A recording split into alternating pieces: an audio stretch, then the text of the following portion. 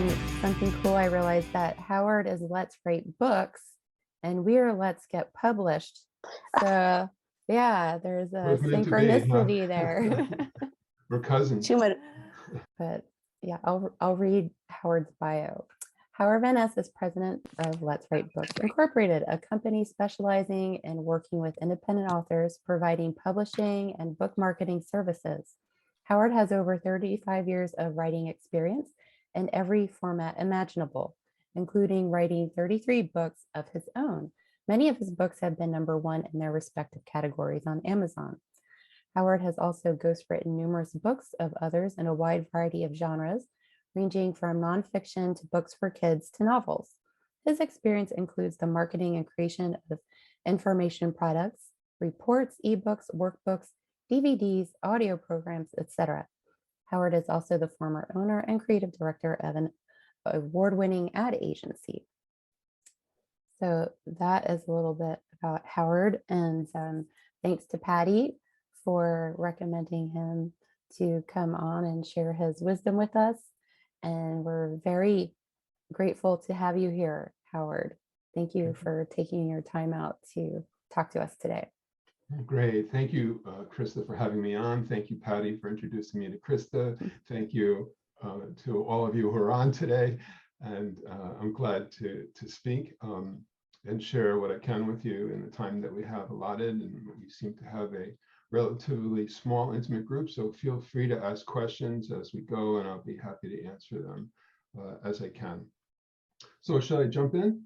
Yeah, real quick, I'll put everyone on mute just so no background noise will interfere with Howard. But if you do want to pop on and ask a question, just remember to unmute yourself, okay? And then, or you feel free to save questions for the end as well. Okay, so if anyone else is late, it's too bad. They're just going to have to catch up with the recording. All right, putting everyone on mute. Okay, I think we're all on mute here. Excellent. So again, just if you want to jump in, just unmute yourself or raise your hand and wave violently at the camera, and we'll get to you. So before I jump in, I would like to ask you, how many of you have published a book? Okay, and how many of you have self-published? Great. So now I'm going to have to ask you to unmute yourself. I want to ask you why you've chosen to unpublish. I mean, to self-publish, you have to unmute and talk about why you have self-published. I can start with that. Yeah, I self-published my first works, I think it was around 2015. And yeah, I never really thought of becoming a writer because I just thought it was pretty much a wild, crazy dream to think that I could get a publisher. And, you know, back in my days growing up, there was no self-publishing available. And so I just kind of, the first time I did it was an experiment just to see, like, could I really do this? And I did it. I didn't really sell any books, but I was like, okay, then I'm gonna publish another series. And I published the 6th series. And I thought have some success with that. Not that I made a huge profit, but you know, I did make a profit and got a lot of new readers and reviews and stuff. But yeah, I chose that way just because I didn't even want to try to query to publishers. I don't know about any of you, but I know Patty, Joe, and well, Tia is more like indie published, but yeah, like most of us here are not working with traditional publishers. So I don't know if anyone else wants to jump in on that. May I jump in? Please do. Yes. Just quickly, because I know time is of the essence, but lots of the bullet points on that slide resonate with me. I think for me, the ultimate thing, though, was the realization that if I was going to work with a publisher, really, I had to start writing what they wanted me to write. And and I'm very stubborn, and I didn't want to do that. I wanted to do new things, and perhaps that sounds arrogant to some, but I do strive to kind of give readers an experience that maybe they haven't had before. And so when you're trying to do that, publishers generally, not all, some are quite experimental or quite interested in pushing boundaries and doing new things, but it seemed to me very much that unless you were already established in doing that, it was going to be very difficult to bring these experiences to people in any other way. So I took the path of the maverick so that I could write my weirdo stories, my weirdo occult stories, and and not have to worry about being edited. So Great. Patty or Gina, do you have anything you'd like to add? Well, for me, it always, my belief was I wasn't a published author until a traditional publisher published me. And I got involved with iUniverse. I don't know if you've heard about them, but they're more interested in making money off you than they are selling your books. So I took my book back and I got involved with a publisher who actually didn't like my book, but gave me an idea for another one. So I wrote that book, and then when I finished, I mailed it to her, and she's like, no, I'm not publishing it. So I went back to my first book and worked on it. Then I started getting ideas and wrote them, and I just didn't want to think about a publisher. Then when I moved to Brantford, I found a local publisher who published one of my books. And only when they went out of business and I got my book back did I realize what a terrible job they had done. So I prefer the control. I prefer everything is done the way I want it. And if a traditional publisher wants me, I'm online. If I'm lucky enough to get a traditional publisher, then, well, they got lots to look at. But again, I don't think I'll be writing another book, so a traditional publisher wouldn't work for me. Okay, thanks, Patty. Gina, do you have anything you'd like to add? No? Okay, great.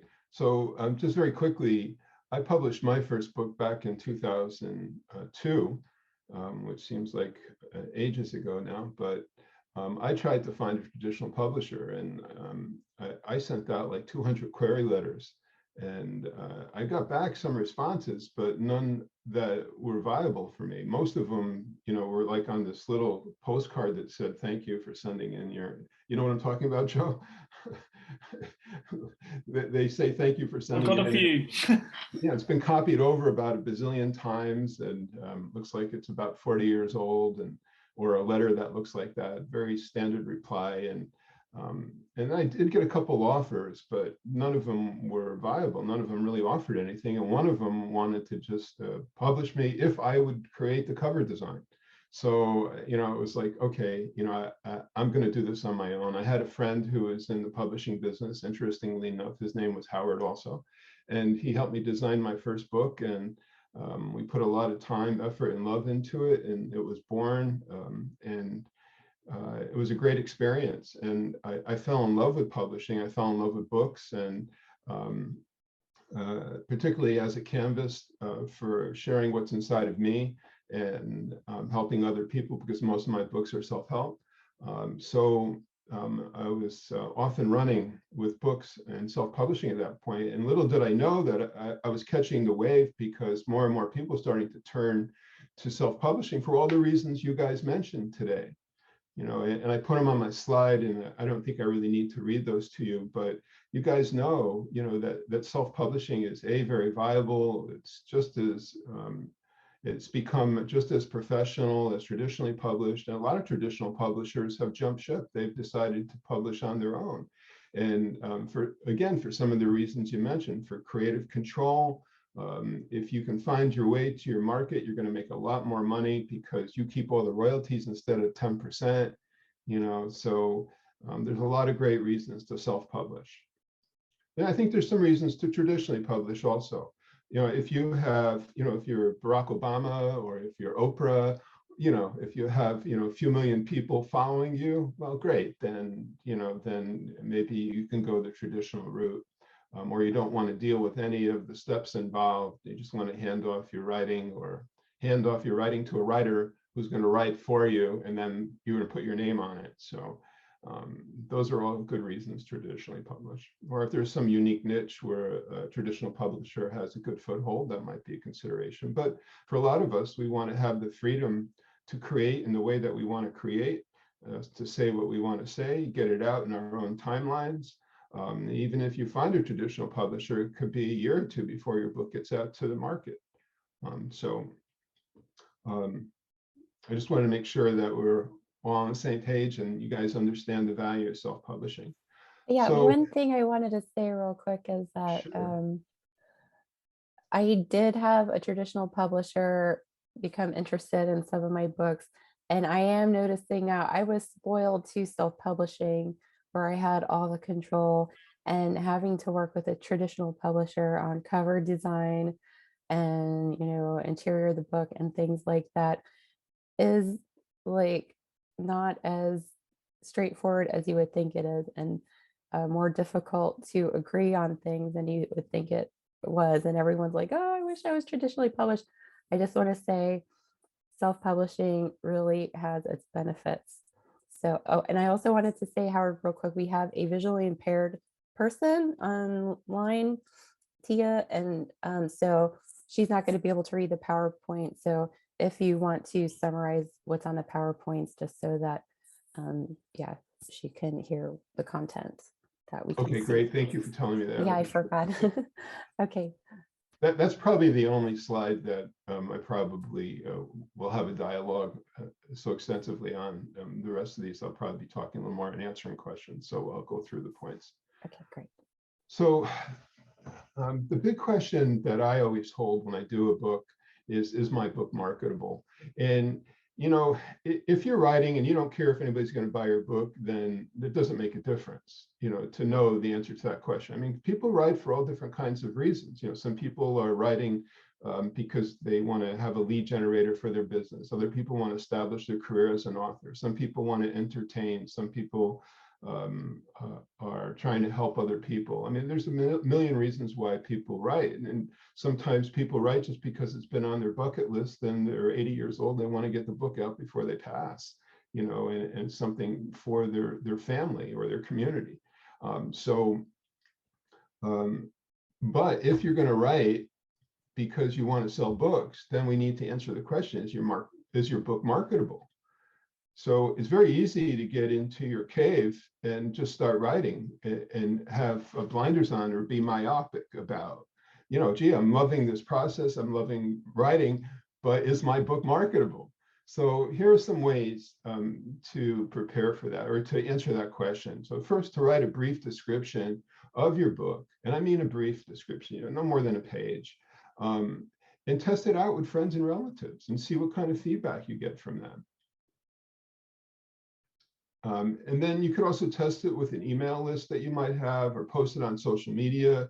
You can test one idea over the other. You can say, I'm thinking of doing a mystery book. Here are the two ideas that I have. Which do you like better? Do you have any ideas? Do you have any suggestions or recommendations? And get feedback from people and see what they have to say.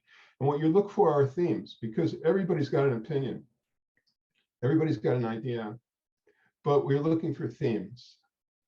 15 out of 20 people say, I like A, well, then A is probably the right way to go. If they say B, then B is probably the right way to go. But if 15 people say, I don't like A out of 20 people, then you probably shouldn't do A, you should modify it in some way. Okay. So also a couple other good ways to check out whether there's a market for your book is to go to Amazon or Barnes & Noble and look at top selling books in your niche and see what's going on there. Maybe look at the top 20 books or the top 30 books and see how that relates to your book. Is your book like them? Is it different? Is it better? Is it similar? And then that'll give you some clue. And then you could also go into a bookstore, if you have any bookstores near where you live. Maybe you have a Barnes and Noble or an independent bookstore, and go in and look around for the bestsellers, or talk to the help there and ask them what books are flying off the shelves, in your niche. See what's selling. So here's a tip for you. There is a company called SurveyMonkey, which allows you to create a survey online. They have different plans, but they have a free plan, and you can test out your ideas there. You can post your ideas, and then you can send out an email and ask people to go there, and they can tell you what they think, or select A or B or C, and you'll get some feedback. There's also a company called pickfu.com, pickfu.com, and this company will also help you do that, but they'll take it one step further by actually sending it out to various audiences. So you can buy an audience test with them. SurveyMonkey does it also to some extent. I think pickfu is a little bit more specific in their demographic searches. So you can buy 100 people to send something to and test it that way. So you can know a lot more up front before you put all that time, effort, and money into your book, and make sure, or at least put the odds of success in your favor before you go into doing all that and publishing your book. Okay. So any questions about this before I move on? No? Great. It's so simple, yet how many of us ask people if our book idea is any good before we start writing? We start writing it and then expect everyone to fall in love with it. And if we just ask them beforehand, it would save a lot of trouble. Absolutely. Okay. And Krista, I don't know about you, but I mean, I've been in advertising, marketing, and writing, publishing almost my entire adult life. And, I think I have a pretty good grasp of things, but it's myopic. It's just inside of me. So maybe I'm right 70% of the time, but then there's the 30% of the time I need feedback from people. Right. It's hard to step out of our own heads to look at the big picture. So the survey thing, that's brilliant. I never thought to do that. Great. Thank you. Okay, so let's go on to, so once we know there's a market for the book, and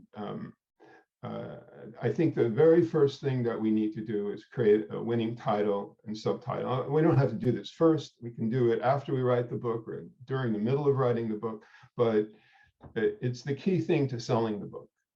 It's the number one thing that's going to be judged. And then the cover, and then the back cover, and then the introduction or the description online. So the title is the most important element. This should be snappy, it should have drama, it should make readers curious. And again, we need to check this out with people, because we get very myopic. And oftentimes we come up with cryptic names because we know the material so well, but if you look at it naively, you have no idea what it's about. So if it's a really good word, or good words, then you can make the subtitle do the heavy lifting and help explain the book with the subtitle. But the title, ideally, is something that is dramatic, that creates some drama, that captures attention. So you want to work on that. And again, you want to get feedback for it. So you could do that, do all the things that we said previously. You come up with 2 or 3 titles and run them by your friends and relatives. Put up a survey, put it up on social media, see what you get. So you do that with your title and your subtitles. And if you're stuck, you can ask fellow writers, your editor, or a professional copywriter to help you. Okay. So any questions about this? No? Okay, great. Let's see. Okay, so once we have the title and subtitle, then the next big consideration when purchasing a book is going to be the cover design. And these are 4 samples of books that my company did over time.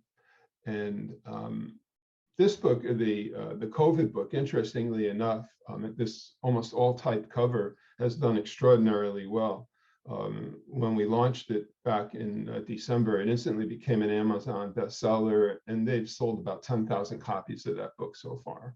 And we've just converted it into Spanish and German, which will be going up in the next few weeks. So they've had incredible success. And of course, part of it is, what's going on now, in the world, and life and death and all that. And, the fact that they have something very powerful to say, and that they're also connected to some really nice networks that are helping to push the word out for them. So cover design. Again, I would encourage you to go to Amazon and look at some of the best-selling, the covers for best-selling books for your niche. Notice if there's any commonalities, like in the top 10 or 20 books. Maybe there's some element of design that seems to be carried through most successful books. And this is not a place to be stingy. This is a place to spend money and get it right. Because I know Patty has gone through some rebranding with some of her covers, and maybe you can talk just for a moment about your initial designs and then what happened when you went to your newer designs, or why you did that.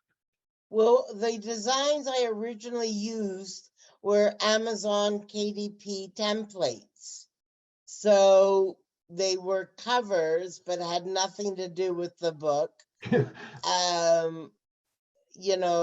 Only one worked for me, and that was because I took a picture and uploaded the picture.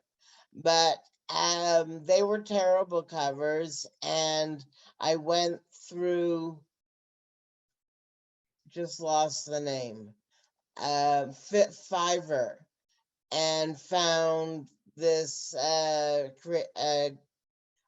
design artist from Greece.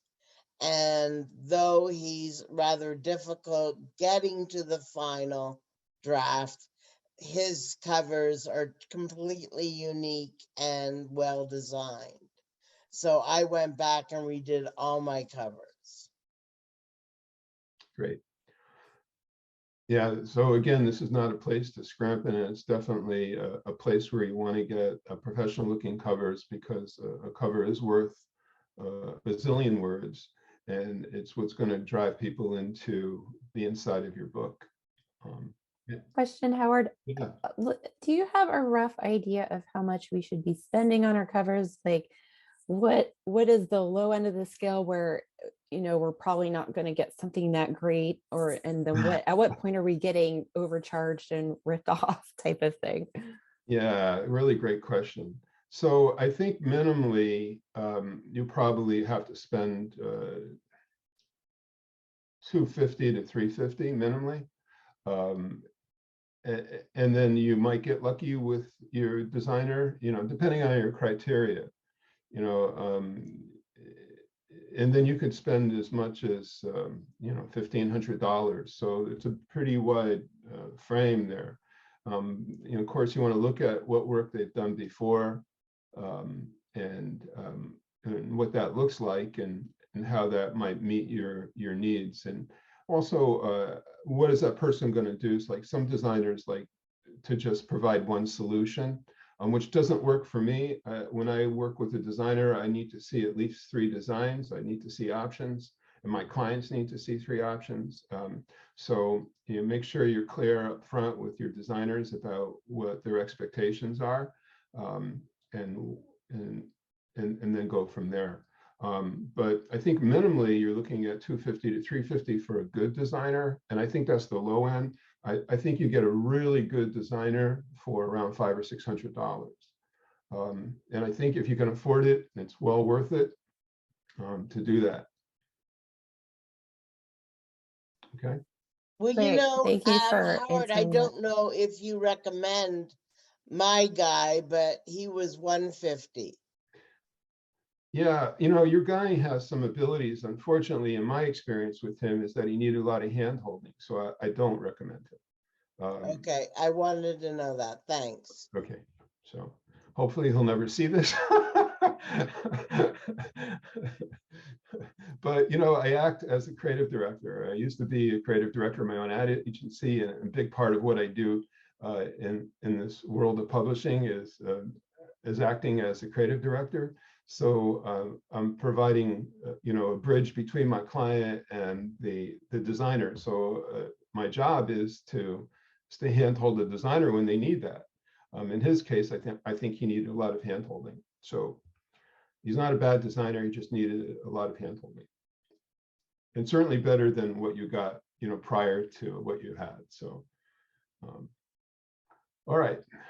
So before I get myself into any more trouble, may I ask a question? Absolutely.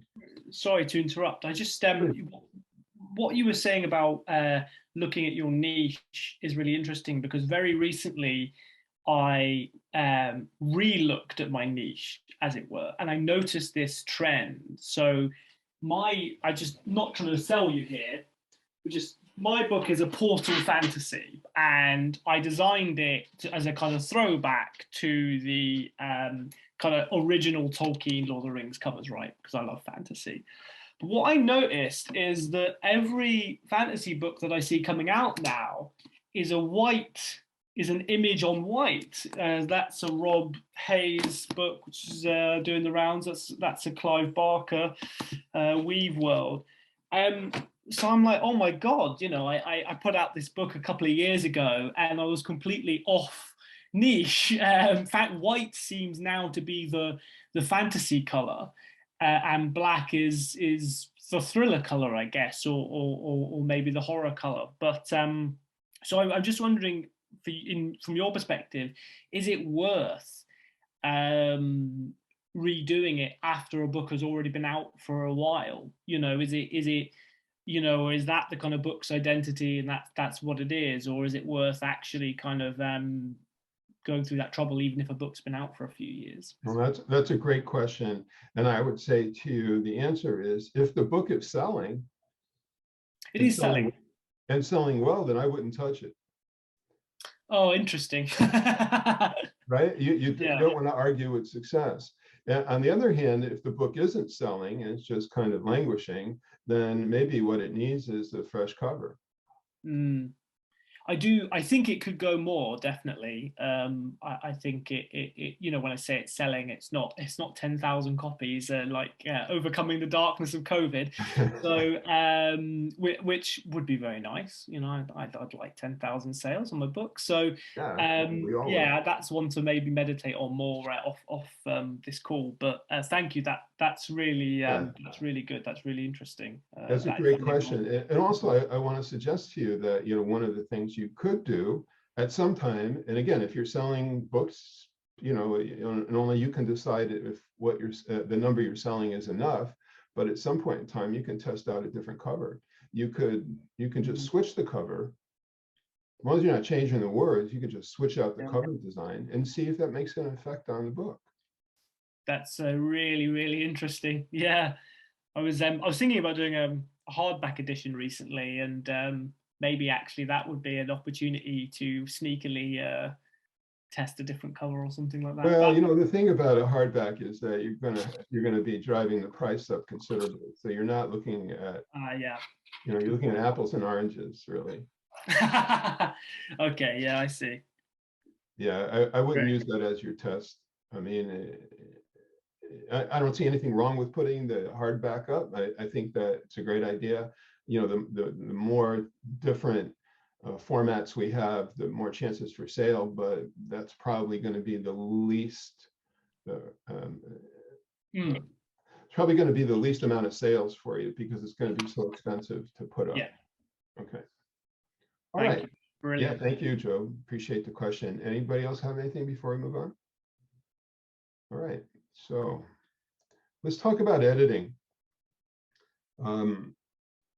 I like to say that nothing kills a book faster than typos and bad grammar. So if you put a book up and it hasn't been edited properly, I promise you, there are trolls on Amazon that just look for books that have typos in them, and they'll immediately give you a bad review. You get a few bad reviews and your book is done. It's just like that. So it's really important that for the sale of the book that you get it edited properly. But beyond that, a good edit polishes your work and takes it to a higher level. And just as importantly, if you're working with a good editor, they're helping you become better writers. So they're asking you questions or pointing out things that you may not know, and you're learning in the process. And it's just going to make you a better writer. And you can't edit yourself. I tried that, even though I was, in the ad business. I used to write all the time, and I thought I could edit, but I found out the hard way that I can't do that. And then you can't get your neighbor who's an English teacher to do the editing. That doesn't work either. Or somebody who's a lawyer, or a mathematician, or somebody who's got a good mind for seeing mistakes. That's fine, but they're still not professional editors. So you absolutely need a professional editor. And there's various types of editing, as you all probably know, but at the very least, everybody needs a proofread edit. And then it could be more than that, depending on the style of writing and how you write. So find yourself a good editor, build a relationship with them, and you can find a good editor by asking other writers, checking with your writing group, or reaching out to companies like mine, okay? And then also, if you have the time, just as we've gotten feedback for our cover and our title and subtitle from others, if you have a few trusted friends or relatives or colleagues that you could share your manuscript with for feedback before you go to the point of editing or publishing, it could be really valuable for you as well. You can get some really good ideas and help to hone your craft. Does anybody do that? Does anybody use beta readers? Edit my book so that when I pass it on to my editor, the costs will be lower. Yeah, beta readers help. And I like how you said, Howard, that your editor makes you become a better writer. You don't think of it, but even though it's a big investment often, but it's also an investment in making you become better, not just creating a better product. So I really like how you mentioned that. Yeah, thank you. Yeah, I used a beta reader for my second book because she gave the first book a bad review. So I felt like I needed her to figure out how to improve and to not make those same mistakes again. Yeah, that's great. Yeah, so you've learned from your first book. Huh? I said, so you've learned from your first book, Yeah, whatnot. And I did change it according to, what went wrong with her in that review. So Really cool that you actually got the person who left the bad review to help you write better. It just was not a good review. It was 3-star, but it was not like a terrible 1-star or anything. But I still would have made her my beta reader if it was a 1-star, just to, That's awesome. Yeah, and I knew she wasn't a troll, so. That's great. You can tell, can't you, when somebody really is offering genuine criticism and gets the work. They get what you're trying to do. Like I read that review, and I'm friends with the reviewer as it happens, just in the weird circles of indie publishing, but somebody who really genuinely had useful feedback and a critical eye, rather than somebody just trying to slash your work and bring it down to size. Yeah, thank you.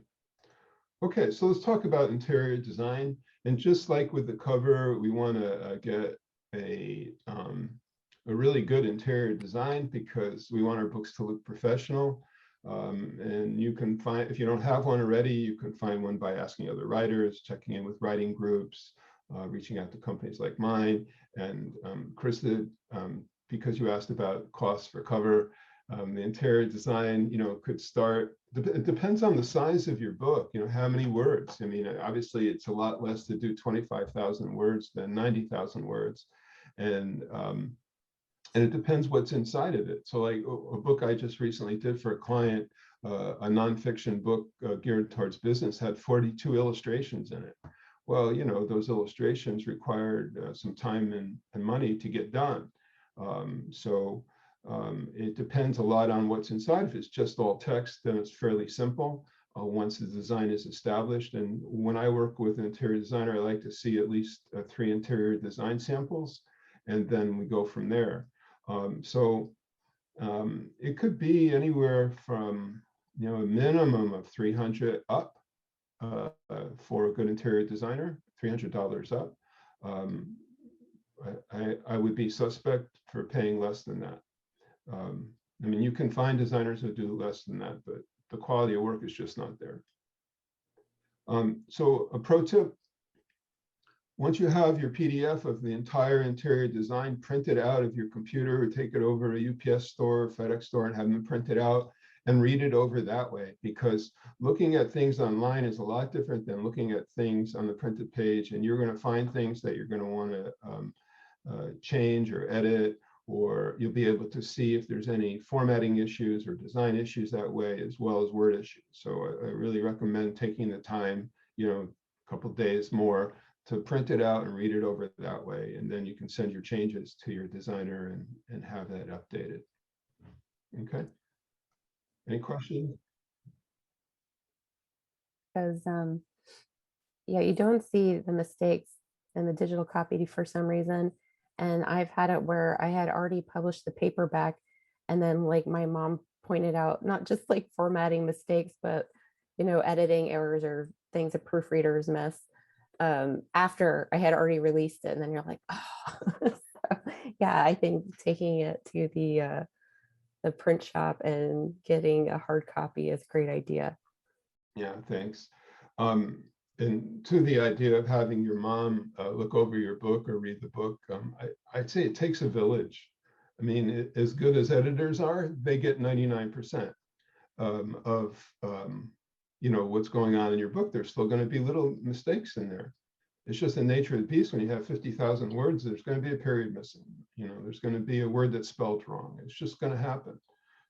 Some people who have a lot of resources and a lot of money will have 2 editors, 2 proofread editors edit a book. I don't think that's necessary. You just need to have a really good editor. I mean, although there could be different functions. If somebody is a good content editor, it doesn't necessarily mean they're a good proofread editor, and vice versa.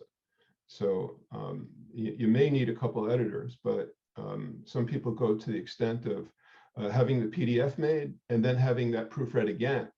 So depending on how complex your book is, how good your proofread editor is, or how certain you want to be before you go, you may want to go to that extra step of getting the proofread edit done. So what I like to do is, in rare cases, we do a proofread of the PDF.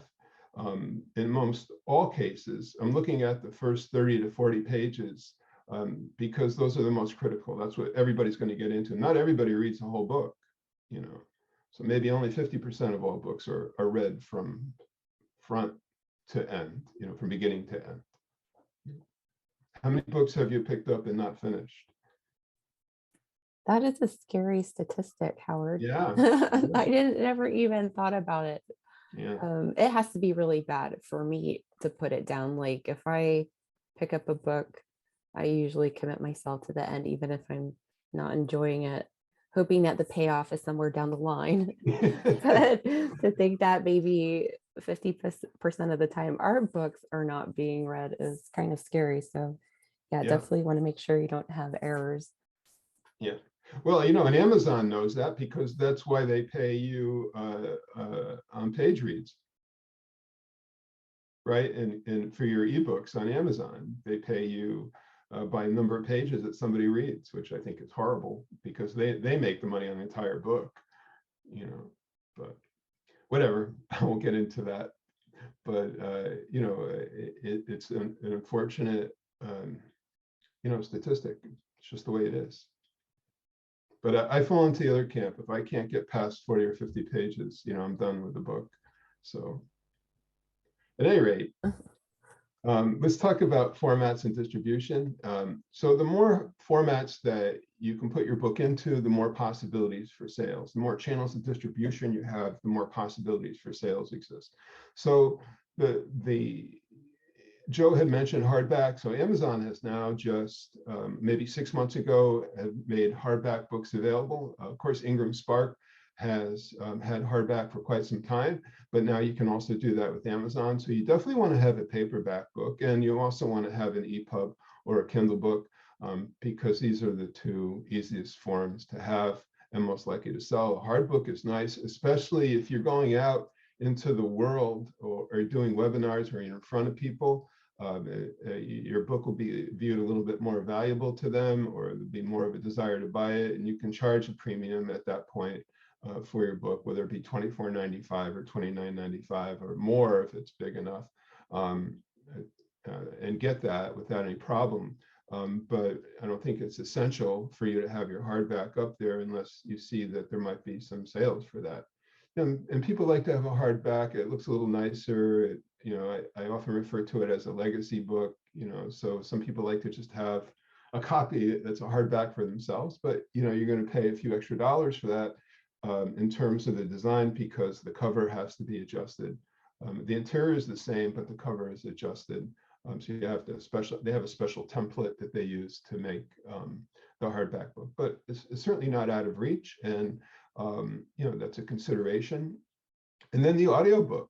Once you have your paperback or hardback or EPUB up, then you can get your audiobook done, and that creates a whole nother channel of distribution for you. And audiobooks are hot. They're one of the fastest growing, or the fastest growing segment of publishing are audiobooks. But you have to look at how to get that done, because there's an investment there also. And it's based on a per finished hour, and per finished hour of approximately 9,500 words. So, it could cost, let's say you have a book of 95,000 words, say you have a novel that's that long, then you're going to have 10 finished hours, and you're going to be spending, for a good narrator, $400 to $500 an hour. So you'd be looking at $5,000. You're going to need to find ways to get that money back, before you invest in that. If you have a book of 25,000 words, no big deal, And so, there's some value to writing shorter books, especially if you want to make an audiobook out of it. However, with that being said, ACX, which is owned by Amazon, Audio Creation Exchange, is a distribution channel for audiobooks. They have a program where you can get narrators to narrate for free and then share in the royalty payments. So if you have a long book, then this is a consideration, because I think you get, I think they pay 40% and then you get 20%, you get half of that. So, but 20% of something is something. Zero of nothing is nothing. In other words, if you're not going to put up your audiobook because it's too expensive, they're not going to get anything out of it anyways. So if you have a long book, you might look into that revenue share idea at ACX as a way of getting your book out into the world. Okay. So we have Amazon and KDP, Kindle Direct Publishing, which is owned by Amazon, and then we have Ingram Spark, which is a lot like Amazon. They're owned by Ingram, the big distributor. Actually, Ingram and Amazon have an agreement, and they help distribute Amazon's books to bookstores. And then there's a company called Publish Drive, which does eBooks around the world. You might want to look into that. You have to pay them a certain amount of money each month, but I think they're a little bit more marketing oriented, and they can give you additional sources of other platforms to reach. So you might want to look into that. I'm not a big fan of Smashwords, sorry, Smashwords, but not a big fan. So there you have it. And there's more and more stuff coming online every day, and you can Google ebook distributors or audiobook distributors and see what you find. But the big three are Amazon, Audible, and iTunes for audiobooks, and they are accessible through ACX, Audio Creation Exchange. Okay. Is there any questions at all?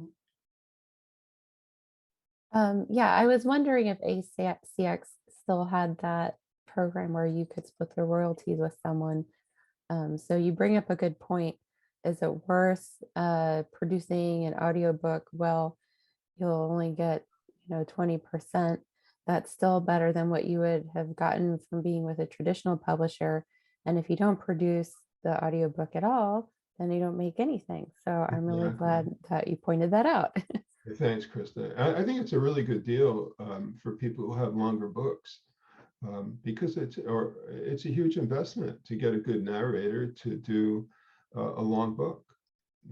And you're going to have to spend some time and effort marketing it as well. And again, it's going to take a long time to get the $5,000 back. So, it's a great option. Okay, so let's go on to marketing.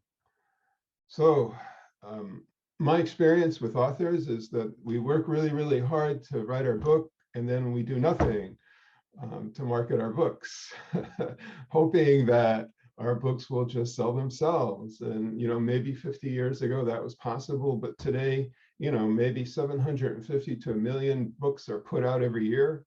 That's just in 1 year, never mind the backlog. I mean, there's some 20 million plus books on Amazon alone. So, how are people going to find their way to your book unless you do some marketing? You don't have to go this alone. You can get some help and have a marketing plan developed for you. You can buy a book on Amazon or Barnes & Noble about how to market your book. There's several good books there.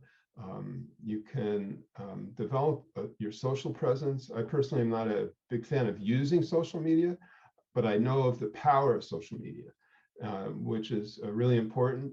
So I like to recommend that you pick 1 or 2 social platforms that you like and do more of a deep dive into that. Of course, if you if you decide that you want to market on all social platforms, you'll just spend your day doing social media. It's a big black hole. So pick 1 or 2 and go for it. Join writing groups like Krista's, because the writing groups are really good ways to promote your book, because each of you know how important it is to market your book, and you're going to help each other. Joe's going to help Krista, Patty's going to help Gina, and vice versa. So, if you're in a writing group and you can tell people there that you've just put out your new book, and maybe they'll buy it, maybe they'll help promote it on their social media or to their email list or to their reader base. So it's important to build those relationships and do that with the writing groups. And you could do that with more than 1 writing group. It just doesn't have to be 1. It could be 2 or 3, depending on your time and inclination. So I think the single most important thing that we can do for our long-term success as an author is to develop an email list. And you do that by putting a bonus offer in your book. It could be for more content. It could be information about one of the characters. It could be an offer for an ebook. It could be a video that you're offering, or a webinar that you're offering, or something that you're offering. And then you want to drive people from that offer to a landing page. So a landing page is just simply a 1-page website, or it can be put onto your website if you have a website, or it could just be 1 page that's created solely for this purpose. And then people opt in for that bonus. So they give you their name and their email address, and that goes to a database, and then they get their bonus. So it's a little bit of a bribe. We call it a bribe to subscribe. Okay. So you want to be building that list. So the next time you publish a book or have some content to sell, you already have some names of people who know you and know your work and like it, and they're ideal customers. So if you've published 10 books, maybe you've built quite a list. If you're on your first book, well, then, you got to start someplace. But I would highly recommend that you think about developing an email list. It's really, really important to do. So along those lines, a press release to local and related media can go a long way as well. I mean, local media, your hometown newspapers and radio stations and TV stations are also curious about local authors. So to create a little 1-page press release and send that out to them could result in some press for you. Also, and we could spend hours talking about how to do press releases and how to reach media today, but this will be on the scope of this call. But I would say to you, think about who would be the ideal media for your book. So obviously, if you're doing a book on tennis, then you want to get to tennis magazines. If you're doing a book on parenting, you want to go to parent magazines. So I think that you have to put your thinking cap on a little bit, and then Google how to write a good press release. You'll get tons of articles on how to do that. And of course, if you don't want to do that, you could always hire somebody to write a press release for you. One of the things that I like to do with my books and with the authors that I work with, and of course this has been hard during COVID because it's been really hard to get together, but I think we're at a point where we can start considering meeting with groups, is to have a book launch event. So you can, and I would steer away from bookstores because you won't make any money on your books if you have your books in the bookstores.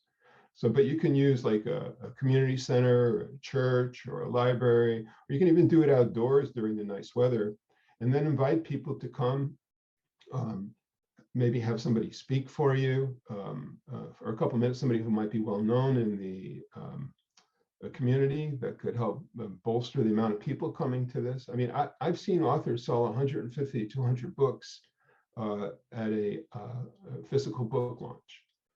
So, especially if you have more than one book, because then you can package those books up and sell, all of your books, not just the new one. But if you only have just one and it's your new book, then definitely go for it anyways. And it's an opportunity for you to step into your light as an author. It creates buzz for your book. You'll get more reviews for your book. You'll get focused and more excited about it. And don't be afraid of what I want to tell you. And I know that, and I don't know if anybody here is, particularly introverted, but the reality is that you have to be your own best advocate for your book. If you can't sell your book, don't expect anybody else to. You have to be excited about your book, and you have to share that excitement with other people. One great way of doing that is with a book launch. It's just a wonderful thing. You could have some snacks. You'll be signing books. People will be patting you on the shoulder. It's a wonderful experience. It's a little nerve-wracking if it's your first time, but it really goes a long way. And has anybody here done a book launch by any chance? Yeah. What was that like for you? Launch, but I was just thinking about what you said about introverts, and most of us writers tend to be introverted. And I used to help authors do publicity, and the ones who did well were the ones who were not afraid to get out there. It's not that we can't write our press releases or book ourselves on media, it's that we just kind of avoid doing that. And I didn't know if you had any tips for getting past that, because I think that's like our biggest barrier. Yeah, well, the biggest tip I can give, I had two tips. The one tip that I've already suggested is you got to get over it. You have to be your own best advocate, and just make up your mind that's just the way it is in the world of publishing it. And then the second thing is to have a written plan, is to create like a 90-day book launch plan, and then another 90 days after that, and every 90 days, because if you make it a year-long plan, it'll be overwhelming to do. But the plan is just a map of what you're going to do. So, people get good ideas. We have good ideas all the time that come to us, and we'll say, oh yeah, I'll do that, but we'll never get to it because it just goes into our brain and then out of our brain. So to have a written plan, a 90-day plan of things that are actionable, that you can actually do and that you want to do, would be helpful. And then for those areas that you think are important but you need help with, then you can find help to get those things done. And it's not cut in stone. It's just something there to kind of guide you. So like you can check in on Monday morning to my plan and see what I have done and what I need to do this week, as opposed to, oh yeah, I'll get to that on Thursday, or that's a good idea, but you'll never get to it. So it has to be a little bit more formalized. It has to be treated a little bit more like a business in order to have that success. But people who have written plans do much better than people who don't. It's just as simple as that. So you know what you're doing this week. You do know what you're doing next week. You know what you're doing the week after. It doesn't mean that there won't be obstacles. It doesn't mean that you can't change it. Doesn't mean there won't be different opportunities. All that's possible. But to start with something where you can check in with yourself and have some guidance so that you know what to do over the next several weeks, especially when your book first comes out, because that's when you're most excited about it. Okay. Yeah, yeah, that's a good, I think that helps you kind of detach from it too. You have a plan, and this is just what needs to be done, and then you don't have so much time going, well, like I can wiggle out of this. Yeah, But right. I know Patty, I think, has done some physical events, and Joe Sale had done an online launch that I had the pleasure of speaking at. So I thought that was a cool idea, doing like a Zoom launch like this, and then you Yes. can invite people to come and say a few words, or he also did an excerpt reading. So that is a cool idea if you can't do the physical one. I had a quick question though. I think it was Tia or somebody who posted a blog about these conventions, these author conventions. How do you feel about those? Some people think it's just a business for the convention organizers to make money, and it doesn't really do authors any good, or is that worth looking into for like a physical kind of, place to What kind of promote? conventions are we talking about? I mean, what specifically? Like author conventions. I think there's a big one in LA where you rent a little stand and you set up and your books there to sign books and sell books. I don't know Like if you've ever. Fantasy Con in London, or one of Yeah, the Nine Worlds, which actually doesn't exist anymore, Nine Worlds, but those kind of. Yeah, I really can't speak to that. I'm really not familiar with, I'm familiar with what you're talking about, but I've never actually had the experience of being in them.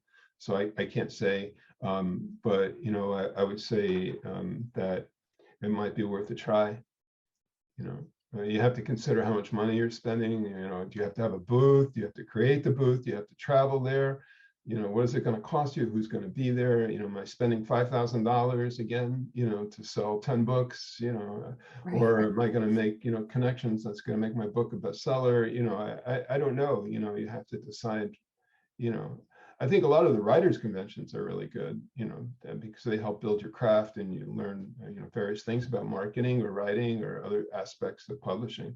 So, that and you can make, some really great contacts, but I don't know about these events that occur every year. I imagine they're good for some and not for others, but I really can't give any more advice than that. Okay, thank you. Yeah, Yeah, thanks for asking. we always, like, I feel like that FOMO, like you see this convention and all the writers are going, and you're like, oh, I should be doing that. And like you always wonder, should you be doing that? And I guess you just kind of have to do sort of a mini business plan to see if, you can invest the time and money and the possible outcomes. I guess I don't know if anyone here has been to one of those big conventions, but yeah, there just had been some, I think it's a website called like Author Beware or something that has all these things, like authors, they get taken advantage of for these different things. So I was kind of curious. Yeah, well, look, I think that I learned early on, and you guys probably know, is that there's a bazillion people who have their hands out for money from authors, from self-published authors, and and a lot of it sounds really great, but isn't really. And this goes for people who are well-known players in the market and others. So I think that you just have to be really careful and always ask yourself, what am I getting here for my money, and how much do I have to spend, and what's the ROI? I mean, there's certain things that we have to do. We have to have a good cover. We have to have a good interior. We need to have a good editor. We need to spend money on those things. And then, is going to, a convention going to provide the outcome that I want? So some of it's a learning experience. Hopefully it's not going to be a painful learning experience. And then maybe you can talk to people who have been there, search them out and see if you can find anybody, and see what their input is. Okay, so a couple of things yeah, thanks. People who've been there. Yeah, definitely. Okay. A couple of things before we finish with this section. if you don't have an author website, you really need to have an author website, even a simple one, because that's where all your marketing can funnel to and out of. I would really encourage you to create a short pitch about your book, especially if you're a novelist, to get it down to just a couple sentences. And an elevator pitch is just like it sounds, like you're on an elevator. You have 15 seconds to tell somebody what your book is about before they get off the elevator. So you have to hone that until you get it. It's a little bit more than a subtitle. So create that pitch, and that will help you not only be focused about what it is that you're selling, but being able to talk to people when they say, tell me about your book. Let's say you get an interview and the media person wants to know about your book. You want to just be able to have that roll off your tongue. It's really important. And then I mentioned this before, but I want to reiterate is that you're not expected to be an expert about book marketing. But there are books on Amazon about book marketing. So look for the top books on book marketing and publishing marketing, and get one or two and read. I'm sure you'll find some good ideas in there. Even if you only get one or two ideas that you can implement, that's a lot. Okay. All right. So let's have a quick review on some success secrets. You want to create a killer title and subtitle. You want to create a killer cover. You want to edit well, distribute widely, have a marketing plan, and be your own best advocate. And most of all, keep writing, because it's going to take a few books before you're rich and famous. So keep writing, and I will take more questions if anybody has any. But I also want to let you know that I'm offering a free 30-minute consultation with me if you have any questions that you'd like to have followed up or discuss your particular publishing situation. And you can reach me at howard@letswritebooks.net. Okay, so any questions? That was excellent information. I just want to back up a little bit here because there was something that I thought was a really interesting idea, and I wanted your input on this. We talked about like testing the covers, maybe switch your ebook cover for a while to see if you get a better result. I'm wondering if you would have any idea of how much time would you need to leave a different cover up there to get an idea if it's going to work or not. Yeah, I would say, well, if all things are equal, like if you didn't change anything else, you didn't change the price, you didn't change the subtitle, you didn't change the description, I would say 6 to 8 weeks. Okay. But I would also run the cover. I would do the testing on the cover before I put it up, like we talked about with friends and family and other writers and your email. Right. I have a section on my website that is called Book Rescue, for books that are old or books that have kind of gently gone away and authors want to bring back. And usually one of the big issues is the cover or the title and the subtitle. So, well, I imagine after a while, it just naturally becomes outdated. So say you wrote your book 10 years ago, and now, like Joe said, white is in for fantasy and you're not really in with the current trends of the genre. I would imagine naturally you're just going to have to update things as time goes by. Yeah. Yep. So any other questions, Joe? Did you have a question? I did, if that's all right. Yes. I was just wondering, in terms of if you're writing in esoteric genres, like for example, I have an epic poem. Not many people reading epic poetry. However, a lot of people who, once they overcome that hurdle, because for so many people, as soon as they hear the word poetry, they go, oh my God, no. But once they overcome the hurdle of reading poetry and find it's very readable and enjoyable, and it's probably my best reviewed book in terms of the positivity of the reviews, not number of reviews. But obviously there's this initial hurdle to get over, which is to coax people into reading epic poetry, which maybe perhaps they wouldn't normally do. So I just wondered if you had any kind of advice or ideas about strategies one might take. And you know, I know that's very specific to me, but hopefully it might apply to other people who maybe are, you know, were writing in one genre, switched to another, or, you know, writing in genres that maybe aren't popular, like thrillers or romance, or, you know, they're super popular, who are writing in kind of weirder genres and want to kind of you know, break through those kind of barriers. Yeah, well, that's a really great question. I have two answers for you. So the first of which is around reviews. How many reviews do you have for that book?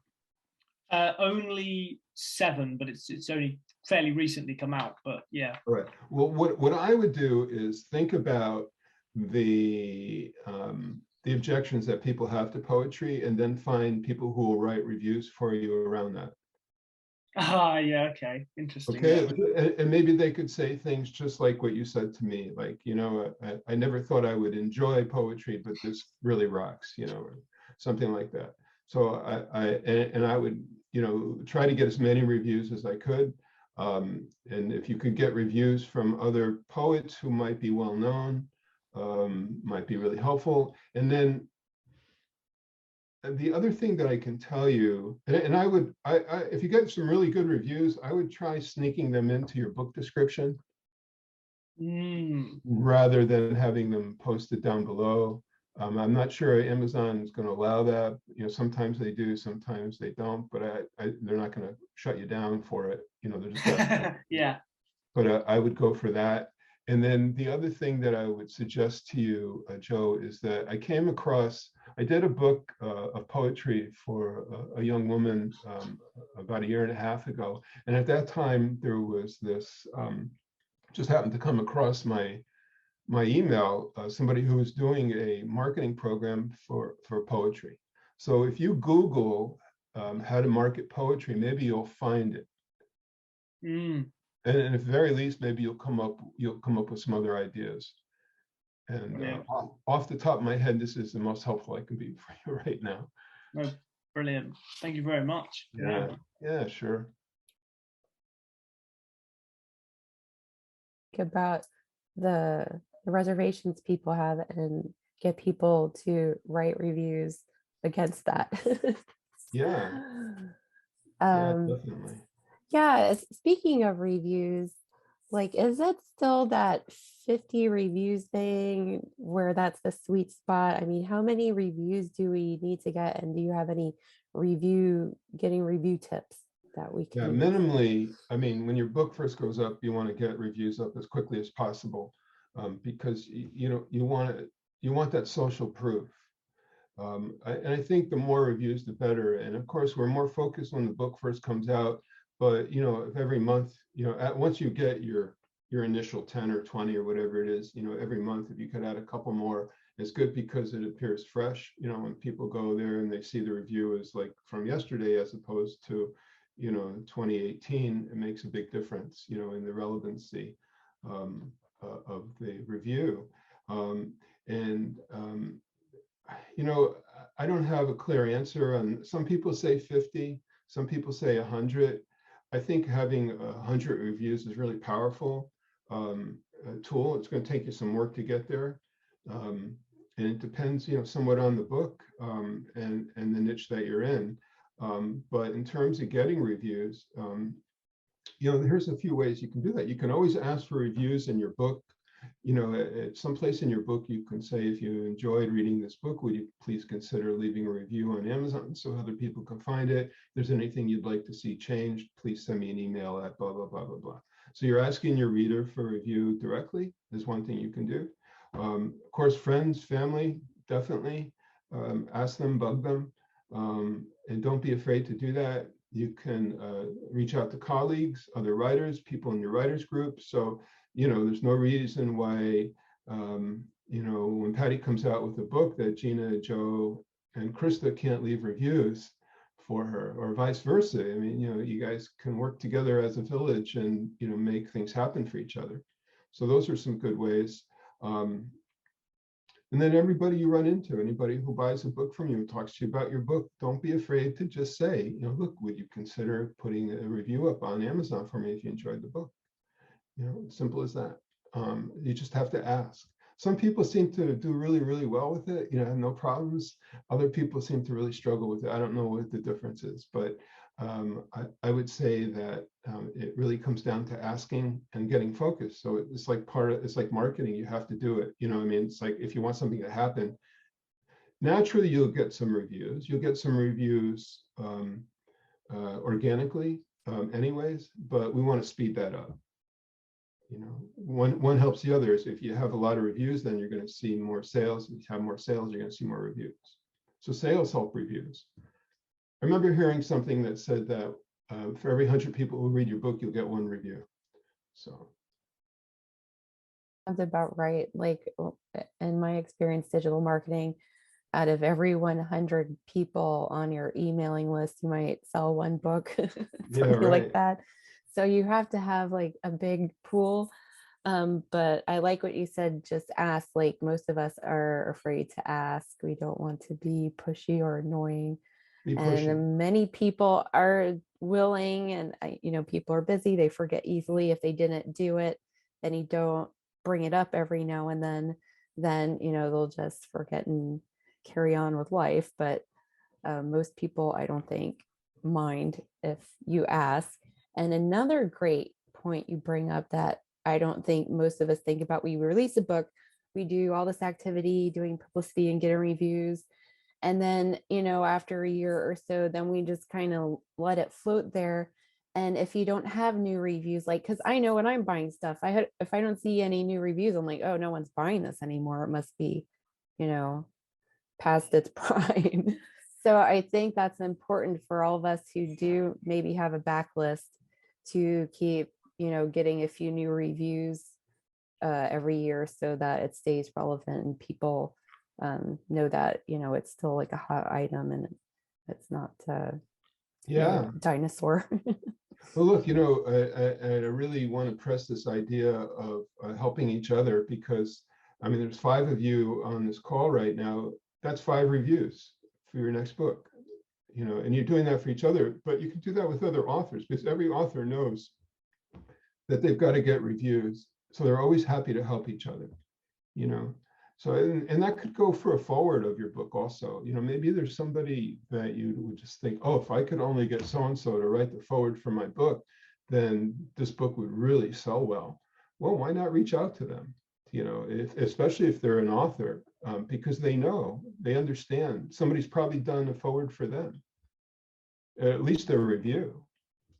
Yeah, I think that can be a big break for some people. And we did a class on that about getting blurbs from more famous authors. And I have recently sought out some for my books coming out, because you get that stamp of approval from somebody who's noteworthy in that genre.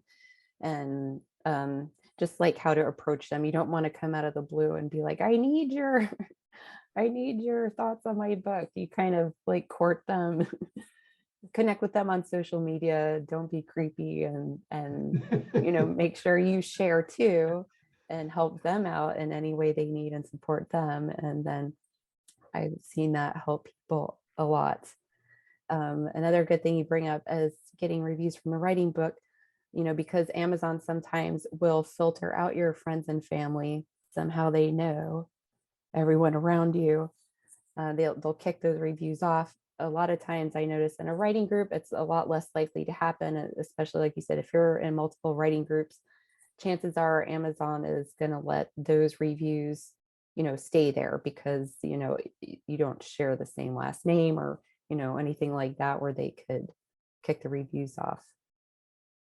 Yeah, I just want to share one funny story with you about a review. It's I always ask my sister to post a review for me. The last time I did it, she gave my book 4 stars. So thanks for making it look real, sis. Now, would you please go back and make it 5 stars?